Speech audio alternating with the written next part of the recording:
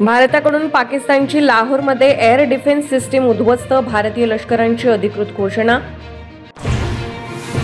भारताच्या ऑपरेशन सिंदूरमुळे पाकिस्तानमध्ये दहशतीचे वातावरण, राजधानी इस्लामाबादसह अनेक मुख्य शहरांमध्ये वाजवले सायरन।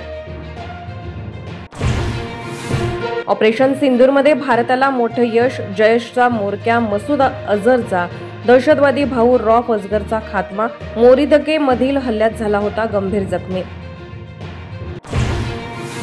ऑपरेशन सिंदूरमध्ये किमान 100 दहशतवादी ठार केले, सुरक्षा मंत्री राजनाथ सिंह यांची सर्वपक्षीय बैठकीत माहिती। ऑपरेशन अजूनही सुरू असल्याचं वक्तव्य।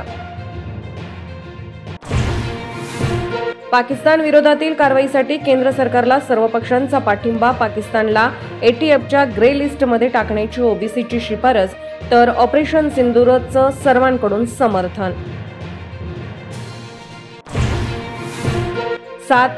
3 मे रोजी ऑपरेशन सिंदूरची रणनीती ठरली। 5 मे रोजी पंतप्रधानांकडून हिरवा कंदील, संबंधित अधिकारी होते क्वारंटाईन। ऑपरेशन सिंदूरची इनसाइड स्टोरी। भारतीय वायुदलाला सरकारने दिली खुली सूट, पाकिस्तानी विमान आकाशात दिसल्यास तोडीसोड उत्तर देण्याची मुभा। पाकिस्तानी सरकार आणि दहशतवाद्यांचा साटेलोट ऑपरेशन सिंदूरने जगासमोर आणलं। पाकिस्तानचा खरा चेहरा, दहशतवादी मुदसला गॉड ऑफ ऑनर, दहशतवाद्यांच्या अंत्यसंस्काराला सैन्य अधिकाऱ्यांची उपस्थिती।